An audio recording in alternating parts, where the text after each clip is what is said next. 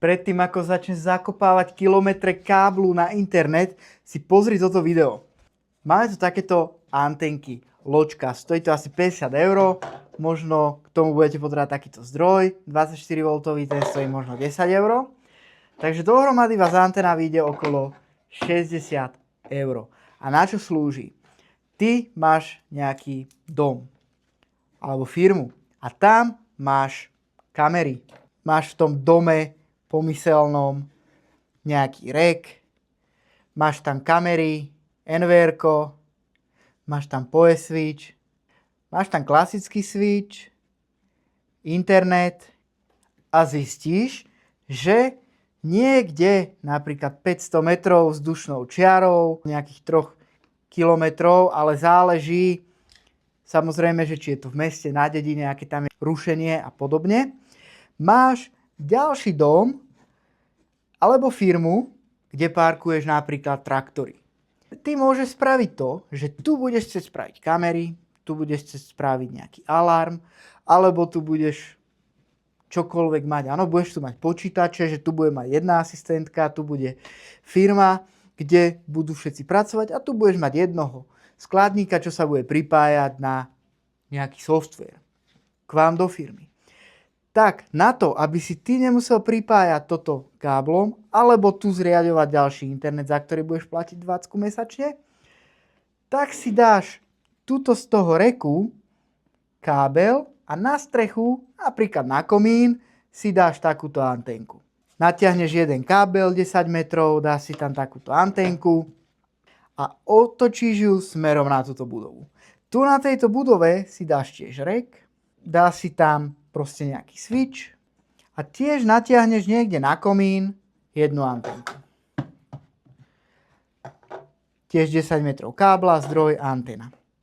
A z tej antény si to dopojíš sem do toho reku. Keď to správne nastavíš, tak to bude fungovať, že to, čo máš tuto na sieti, ti bude zobrazovať aj tu.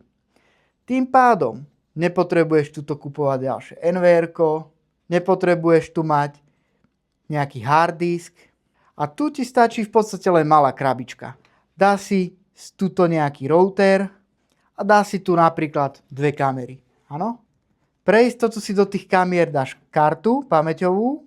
Keby sa tento spoj prerušil na pár sekúnd, tak nech ti kamery majú kam ukladať a oni to potom do toho záznamníku dohrajú.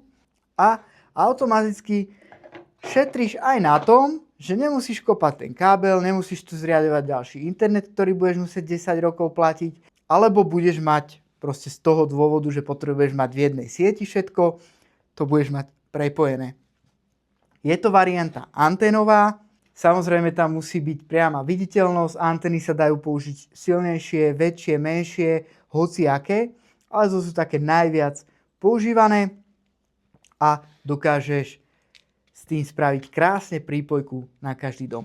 Alebo to môžeš spraviť napríklad tak, že tu na tento dom, s tým sa stretávame v nejakých areáloch, dáš jeden vysielač, napríklad 360, alebo tam dáš také sektorové antény a tu máš x budov a to už by sa nazbieralo, áno, že tuto 20 € za internet, tu 20 €, tu 20, tu 20, tu 20, tu NVR-ko a hoci čo spraviť na novo, hard disk, tak sa to spraví tak, že tuto na ten jeden dom sa dá vysielač a všetky budovy poprepájaš takto cez takéto anténky a tu budeš mať napríklad nejakého vrátnika, to nakreslím takto, takého panáčika, ktorý tu bude mať monitor, kde bude mať zobrazené všetky kamery a tým pádom on to bude sledovať, či sa tuto na tých miestach, ktoré majú byť zabezpečené alebo pod kamerami,